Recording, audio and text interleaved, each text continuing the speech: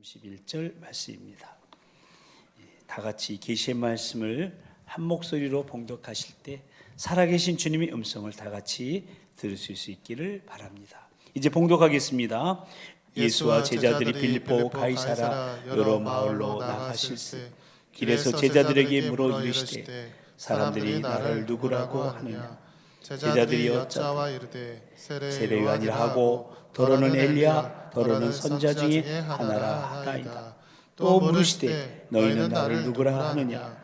베드로가 대답하여 이르되 주는 그리스도이시니이다 하며 이에 자기의 일을 아무에게도 말하지 말라 경고하시고 인자가 많은 고난을 받고 장로들과 대제사장들과 서기관들에게 버림받아 죽임을 당하고 사흘 만에 살아나야 할 것을 비로소 그들에게 가르치시되 아멘. 우리는 지금 주일 오전 축제배 시간마다 다음 세대의 브릿지의 확실한 믿음의 기준이라는 주제 아래 사도신경에 대한 말씀을 나누고 있는데요.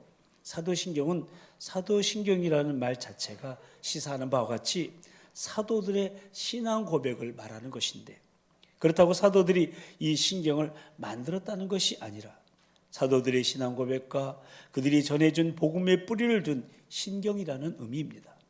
그러니까 사도들의 신앙 고백으로부터 우리의 신앙 고백이 시작이 된 것입니다. 이러한 사도신경의 중요성을 두 가지로 요약할 수 있는데, 첫째는 사도신경이 우리 믿음의 핵심 내용이라는 점입니다. 우리 모두는 하나님을 믿는다고 말합니다. 그리고 성경을 믿는다고 고백합니다. 그러나 이 성경은 굉장히 방대한 책입니다. 창세기부터 요한계시록까지 엄청난 분량입니다. 따라서 우리가 하나님을 믿는다고 하거나 하나님의 말씀을 믿는다고 할 때 내가 믿는 바가 무엇인지 핵심을 정리하지 않으면 실은 아무것도 믿지 않는 것과 똑같습니다. 그런데 사도신경 속에는 우리 믿음의 핵심이 들어있는 겁니다. 그래서 사도신경은 우리 성도의 흔들릴 수 없는 믿음의 기준이요 믿음의 핵심 내용이 되는 것입니다. 둘째는 사도신경이 성삼위 하나님을 향한 인간의 고백이라는 점입니다. 사도신경 강의 첫 시간에도 말씀드린 우리 성도의 마땅한 삶의 기준이 되는 십계명과 비교해 보자면, 십계명은 인간을 향한 하나님의 명령이라면 사도신경은 하나님의 명령이 아니라 하나님에 대한 우리 인간의 고백이라는 것입니다. 그래서 십계명은 하나님의 명령이기 때문에 순종의 의무가 수반이 되는 것이고요, 반면에 사도신경은 인간의 고백이기 때문에 고백에 대한 인간의 책임이 따르게 되는 겁니다. 책임이란 자신의 고백에 대한 실천의 책임입니다. 가령 사랑하는 사람들에게 사람이 고백을 했다고 합시다. 당신을 사랑합니다. 당신과 함께 일생을 같이 하고 싶습니다라고 청혼까지 했습니다. 그렇다면 그 고백에 대한 책임을 져야 되는 겁니다. 사랑한다고 고백하고 결혼까지 하고서는 책임을 지지 않는다면 그것은 혼인을 빙자한 사기에 지나지 않습니다. 이렇듯 사도신경은 하나님에 대한 우리 자신의 고백이기에 마땅히 우리의 책임이 수반이 되는 겁니다. 그래서 사도신경의 내용은 구구절절 중요할 수밖에 없는 겁니다. 이미 말씀드린 대로 사도신경은 성부 하나님, 성자 예수님, 성령 하나님에 대한 고백으로 이루어져 있는데, 우리는 그동안 성부 하나님에 대한 고백 부분에 있어서 불가능한 일이 전혀 없으신 전능하신 하나님, 그 품에 우리를 안아주시는 자상하시고 친밀하신 아버지 하나님, 그리고 우주 만물을 지으시고 나를 만드신 창조주 하나님에 대해서 말씀을 나눴고요, 성자 예수님에 대한 고백 부분에서 성자 하나님이신 우리 예수님은 하나님의 유일하신 아들로서 우리의 주가 되시며 그 이름이 예수시라고 말씀을 나눴습니다. 그리고 오늘은 그분이 바로 메시아 그리스도이심에 대해서 말씀을 나누려고 합니다. 한번 따라서 하십니다. 그리스도 예수. 지난 시간에 나눈 말씀처럼 예수라는 이름은 구약시대나 예수님 당시에나 잘 알려진 이름이었습니다. 주후 2세기 초엽에 이르기까지 그야말로 유대 세계에서는 대중적인 이름이 바로 예수였습니다. 유다, 요한, 야고보라는 이름과 같이 예수라는 이름은 보통 남자에게 붙이는 흔한 이름이었습니다. 그런데 여러분, 그리스도라는 이름은 그렇지 않습니다. 이 이름은 아무에게나 붙이는 이름이 아닙니다. 그리스도라는 이름은 직책을 수행하는 이름입니다. 가령 여러분을 저를 부를 때 조병재 목사 이렇게 부릅니다. 그럴 때 이 조병재는 이름이고 목사는 직명입니다. 직책입니다. 마찬가지로 예수 그리스도라고 했을 때 예수는 이름이고 그리스도는 직명인 것입니다. 오늘 본문은 예수님이 자기 생애를 목표를 향해 걸어가야 할 때가 되었다고 느끼셨을 때 제자들에게 질문하신 내용인데, 가이사랴 빌립보 마을길에서 예수님은 제자들을 돌아보시면서 중요한 두 가지 질문을 던지십니다. 첫째는 사람들이 나를 누구라고 하느냐? 두 번째 질문은 너희들은 나를 누구라 하느냐는 겁니다. 그러니까 예수님이 누구이신가에 대한 질문을 던지신 겁니다. 첫 번째는 사람들의 보편적인 견해를 물어보신 것이고, 두 번째는 너희, 즉 예수님을 안다는, 예수님을 가장 가까이서 따르는 너희 제자들의 견해는 무엇이냐고 물어본 거예요. 그런데 이 질문은 우리가 인생에서 물어볼 수 있는 질문 가운데 가장 중요하고도 가장 본질적인 질문인 겁니다. 왜냐하면 아들이 있는 자에게는 생명이 있고 하나님의 아들이 없는 자에게는 생명이 없다고, 또 영생은 곧 유일하신 참 하나님과 그가 보내신 자 예수 그리스도를 아는 것이라고 말씀하고 있기 때문입니다. 따라서 이에 따른 답변, 즉 고백은 실로 중요하지 않을 수가 없는 겁니다. 그런데 보편적인 일반 사람들은 오늘 본문 28절에 보면 예수님이 세례요한이다, 엘리야다 또는 선지자 중에 하나라고 생각한다는 것입니다. 물론 예수님에게는 그런 요소들이 다 있지만 이런 견해만으로는 예수님을 온전히 이해할 수는 없는 겁니다. 그런데 예수님의 제자 중에 수제자인 베드로의 단순하고 직설적인 그 대답은 놀랍게도 예수님을 온전히 이해하는 정답이었습니다. 주는 그리스도시니이다. 아멘. 아멘. 우리말 성경에는 중요한 강조된 정관사 하나가 빠져 있는데요, 원문에는 주는 그 그리스도이십니다라고 되어 있습니다. 그러니까 주님이 바로 우리가 기다려왔던 그 그리스도이시라는 겁니다. 아멘. 그렇습니다. 사랑하는 성도 여러분, 예수님은 그리스도이십니다. 아멘. 그리스도를 한자로 말하면 기독이라고 하는데 음력한 것이죠. 그래서 사람들은 우리를 기독교인, 즉 그리스도인이라고 부르는 겁니다. 그만큼 예수님이 그리스도라는 고백은 우리 기독교에 있어서 가장 중요한 고백으로, 예수님을 그리스도로 발견한 사람, 그리고 예수님을 그리스도로 믿는 사람이 바로 그리스도인인 것입니다. 그러므로 기독교의 모든 메시지가 사실은 이 고백 안에 다 들어있게 되는 겁니다. 이제 예수님은 그리스도시다라는 이 중요한 고백을 받자 비로소 지금까지 공개하지 않았던 한 가지 비밀을 제자들에게 밝혀주십니다. 그 내용이 바로 오늘 본문 마지막 31절 말씀인데요, 다 같이 한번 읽어보실까요? 시작. 인자가 많은 고난을 받고 장로들과 대제사장들과 서기관들에게 버림받아 죽임을 당하고 사흘 만에 살아날 것을 비로소 그들에게 가르치시되, 여기서 중요한 단어는 비로소입니다.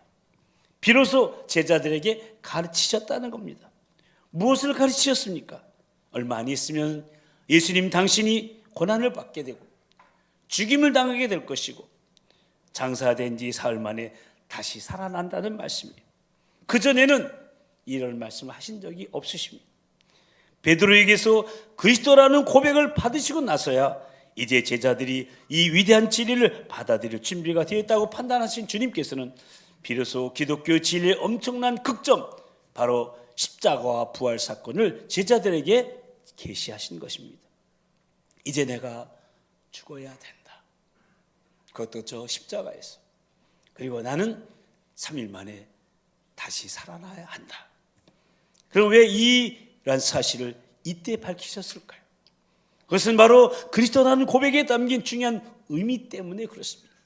그리스도, 크리스토스라는 헬라어인데요, 기름 부음을 받은 자라는 뜻입니다. 히브리어는 메시아라고, 우리나라 말로는 구주, 구세주라고 번역이 됩니다. 근데 성경에서 누구에게 기름을 붓는다는 것은 무슨 특별한 임무를 맡기시기 위해서입니다. 기름 부음은 원래 고대 히브리어의 왕, 제사장, 선지자가 임직할 때 그들을 성별하는 의식으로 행해졌습니다. 그래서 구약 성경에 보면 왕, 제사장 그리고 선지자 등 하나님의 특별한 뜻을 수행하는 사람들에게 기름을 부어서 직무를 수행하도록 했음을 보게 됩니다. 그러나 구약 시대의 왕이나 제사장이나 선지자를 메시아라고 부르지는 않습니다. 구약 성경의 메시아는 장차 임할 분으로 대망되었으며 신약 성경에서는 나사렛 예수 그리스도, 바로 구약에 대망하는 메시아라고 그렇게 증언하고 있는 겁니다. 그래서 신약 성경에는 예수님을 그리스도라고 부르는 그 숫자가 642개나 되고요. 예수님께서 기름 부음 받은 것에는, 즉 예수님이 그리스도이신 것에는 삼중적 의미가 담겨 있음을 말해줍니다. 그러니까 선지자로, 제사장으로, 왕으로서의 직무를 담당하기 위해서 기름 부으신 분들이 바로 그리스도 예수시라는 겁니다. 아멘. 그렇습니다. 그리스도이신 우리 예수님은 먼저 선지자로서의 사명을 감당하기 위해서 기름 부음을 받으셨어요. 선지자는 하나님의 말씀을 대언하는 사람을 말합니다. 구체적인 직무는 하나님의 뜻을 백성들에게 알려주고 율법을 해석해주고 또한 미래에 있을 하나님의 축복과 심판을 예고함으로써 죄를 회개케 하는 겁니다. 요한복음 6장에 보시면 오병이의 기적이 나와요. 그게 이 기적을 보고 사람들이 이렇게 증언하고 있음을 보게 됩니다. 그 사람들이 예수께서 행하신 이 표적을 보고 말하되 이는 참으로 세상에 오실 그 선지자라 하더라. 또한 누가복음 24장에는 예수님께서 십자가에 달려 돌아가시자 슬픈 빛을 띠고 엠마오로 내려가는 두 제자를 부활하신 예수님께서 찾아가 만나줍니다. 그리고 그들에게 무슨 일이냐라고 물으십니다. 그때 그들이 대답합니다. 나사렛 예수의 일이니 그는 하나님과 모든 백성 앞에서 말과 일에 능하신 선지자라고 말합니다. 이렇듯 많은 무리들이 또 제자들이 예수님을 선지자로 믿고 있었습니다. 그리고 예수님 자신도 선지자로 이 땅에 오셨음을 선포하셨습니다.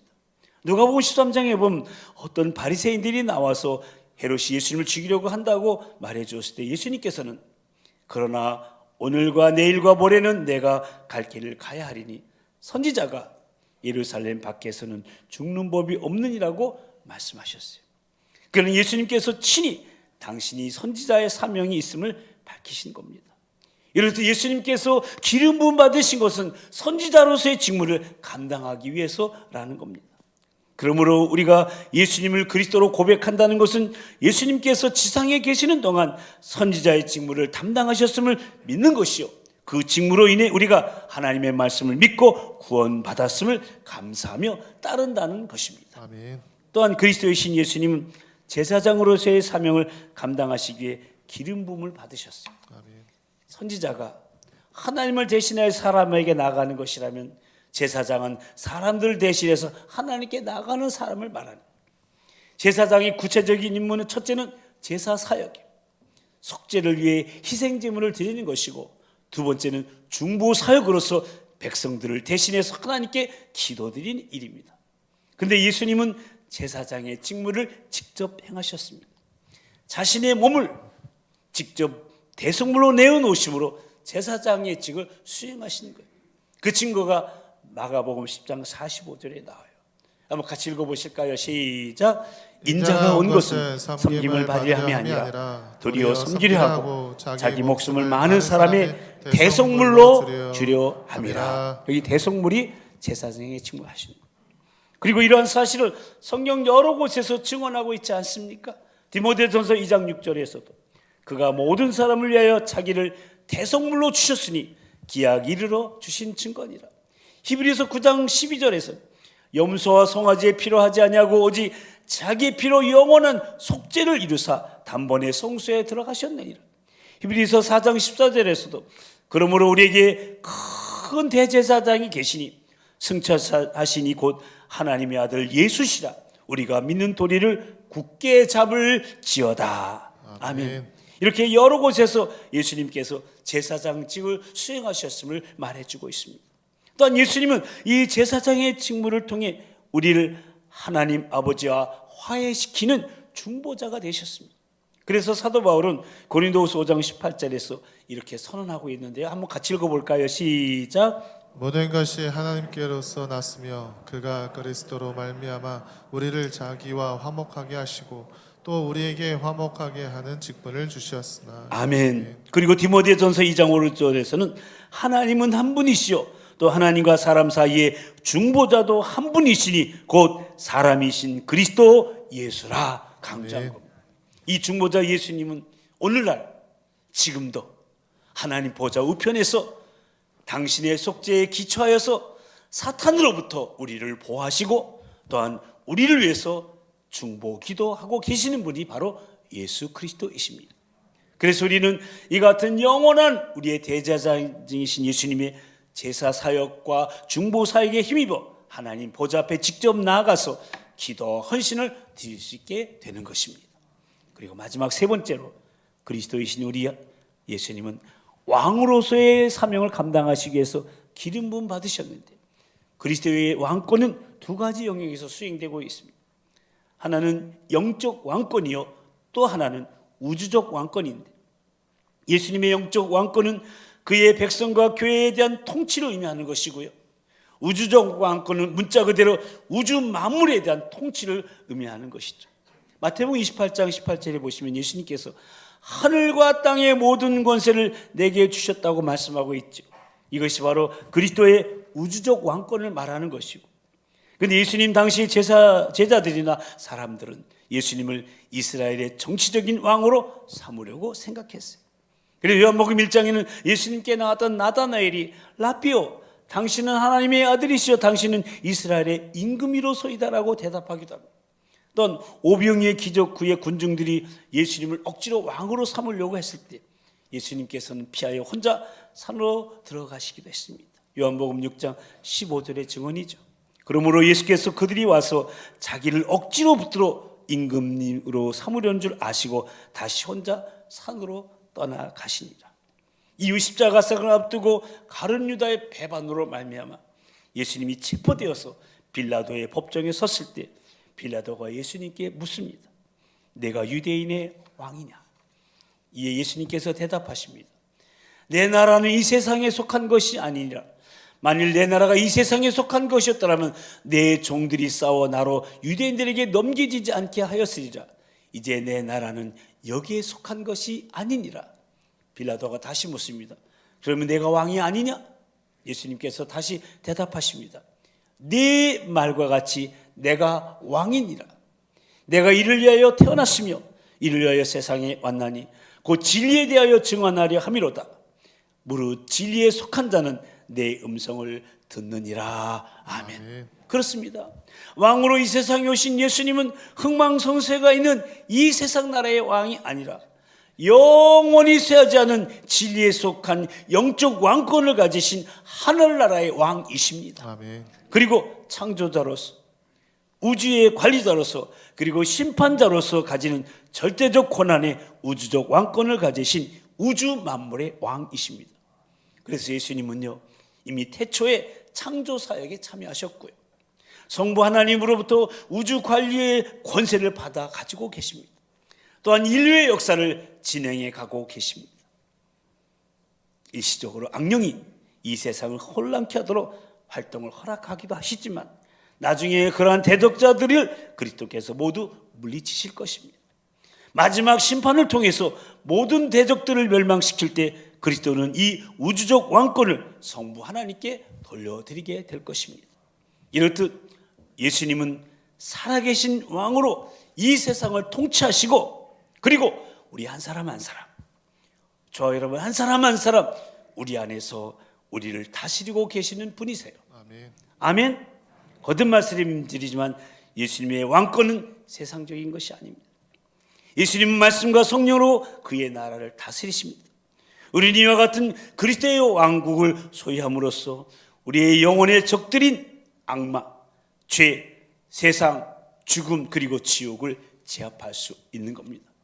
그러므로 예수님의 이 삼중적 의미의 기름 부으신 그리스도이시라는 것은 예수님이 우리의 살 길이라는 거예요. 예수님이 우리의 희망이시라는 거예요. 오랫동안 고난과 역경 속에서 이스라엘 민족은 자기들의 당한 고난을 반추하면서 하나의 희망을 가져왔습니다. 그것이 바로 메시아의 도래입니다. 메시아가 오는 날에는 모든 고난이 사라지고 참 평화의 세계가 전개될 것이라고 믿고 기다리고 있었습니다. 비록 당시의 종교인들인 바리새인들과 사두개인들은 시기와 질투 그리고 그들의 기득권을 상실할까 봐 두려움으로 인해 예수님이 그리스도이심을 부인하고 신성 모독이란 이름으로 십자가에 못 박아 버렸지만, 예수님을 따랐던 갈릴리 제자들은 예수님을 이스라엘의 구원을 이룰 약속의 성취자로 보았습니다. 그래서 안드레는 예수님하고 하룻밤을 같이 있은 후에 기쁨이 넘쳐서 자기 형 시몬에게 달려가서 우리가 예수님을 만났다라고 외쳤던 겁니다. 그리고 제자들은 예수님께서 부활하신 것을 목격한 이후에 예수님으로부터 참된 희망이 오고 있는 것을 발견했어요. 그래서 초대교회에서는 그리스도 예수라는 칭호가 더 분명하게 불려지고 있었음을 성경은 여러 곳에서 증거하고 있습니다. 베드로는 오순절 성령 강림 후 첫 설교를 통해서 이렇게 증언하고 있는데요. 함께 읽어볼까요? 시작. 그런즉 이스라엘 온 집은 확실히 알지니 너희가 십자가에 못 박은 이 예수를 하나님이 주와 그리스도가 되게 하셨느니라. 아멘. 그리고 사도 바울은 그의 편지에서 나사렛 예수님을 호칭할 때 꼭 그리스도 예수 또는 예수 그리스도라는 호칭을 붙이고 있음을 보게 됩니다. 특별히 로마서 8장, 그 유명한 로마서 8장에서 그리스도 예수 안에서는 결코 정잠이 없는데 그것은 예수 그리스도 안에는 생명의 성령의 법이 있기 때문이라고 말하고 있습니다. 로마서 8장 1절 2절 말씀 함께 읽어보실까요? 시작. 그러므로 이제 그리스도 예수 안에 있는 자에게는 결코 정잠이 없나니 이는 그리스도 예수 안에 있는 생명의 성령의 법이 죄와 사망의 법에서 너를 해방하였습니다. 아멘. 그렇습니다. 사랑하는 성도 여러분, 이 세상에서 인간은요 불안의 존재예요. 절망의 존재예요. 미래에 희망이 없는 존재예요. 죽음을 향한 존재입니다. 왜냐하면 죄와 사망의 법에 묶여있기 때문에 그렇습니다. 그러나 그리스도 안에서 이 모든 것이 극복이 됩니다. 심지어 죽음의 문제도 해결됩니다. 그 이유는 그리스도 예수 안에 있는 생명의 성령의 법인 죄와 사망의 법에서 우리를 해방하였기 때문입니다. 아멘. 그러므로 기름 부음 받은 자 그리스도 예수 안에서는 모든 것이 기쁨이요, 모든 것이 해방이요, 모든 것이 희망이요, 모든 것이 생명입니다. 아멘. 예수 그리스도 안에서는 우리들의 현실적인 두려움이나 좌절, 고통이나 낙심이 더 이상 활개를 치지 못합니다. 그래서 그리스도 예수를 확실히 고백하고 경험하고 살아간 사도 바울은 로마서 8장에서 이렇게 증언하고 있어요. 함께 읽어보십니다. 시작. 누가 정죄하리요? 죽으실 뿐만 아니라 다시 살아나신 이는 그리스도 예수시니 그는 하나님 우편에 계신 자요 우리를 위하여 간구하시는 자시니라. 누가 우리를 그리스도의 사랑에서 끊으리요? 환난이나 곤고나 박해나 기근이나 적신이나 위험이나 칼이라. 그러니까 사도 바울은 환난, 공고, 기근, 위험, 칼, 심지어 사망까지도 우리를 어떻게 하지 못한다고 단언하고 있는 거예요. 이 모든 일에 우리를 사랑하시는 말미암아 우리가 넉넉히 이기느니라. 아멘. 아멘. 더 나아가서 바울은 이렇게 말해요. 이 말씀도 같이 읽어볼까요? 시작. 내가 확신하노니 사망이나 생명이나 천사들이나 권세자들이나 현재일이나 장래일이나 능력이나 높음이나 기쁨이나 다른 어떤 피조물이라도 우리를 우리 주 그리스도 예수 안에 있는 하나님의 사랑에서 끊을 수 없으리라. 아멘. 그렇습니다. 사랑하는 성도 여러분, 그러므로 예수님을 그리스도로 고백하는 사람에게는 현실이 아무리 어둡고 괴롭더라도, 미래가 아무리 불확실하고 절망적이라 하더라도 결코 낙심하지 않는 희망의 사람일 수밖에 없는 겁니다. 그는 비전이 있고요, 새 생명으로 충만해 있습니다. 왜냐하면 예수 그리스도가 우리의 살 길이요 희망이시기 때문에 그렇습니다. 아멘. 그 어떤 것도 우리를 우리 주 그리스도 예수 안에 있는 하나님의 사랑에서 끊을 수 없기 때문입니다. 아멘. 그러므로 우리가 예수님을 그리스도로 고백하고 있는 한 우리는 사탄에게 결코 무릎 꿇게 되는 게 아니에요. 세상에게 무릎 꿇는 것이 아닙니다. 그 어떤 곳에도 굴복하지 않습니다. 그 어떤 환경에도 낙심하거나 좌절하지 않습니다. 이것이 바로 예수님을 그리스도로 믿고 고백하는 그리스도인의 승리하는 모습인 겁니다. 모쪼록 예수 그리스도만이 우리의 살 길이요 희망이라는 사실을 선포하시면서 그리스도 예수 안에 살아가는 희망이 넘치는 능력 있는 그리스도인들이 다 되시기를 축복합니다. 그리하여 가정을 살리고 교회를 살리고 지역을 살리고 나라를 살리고 미래를 살리는 다음 세대의 브릿지들로 그 믿음과 축복을 전수하는 우리 모든 도봉가족들 다 되시기를 살아계신 우리 주 예수 그리스도의 이름으로 간절히 축원합니다.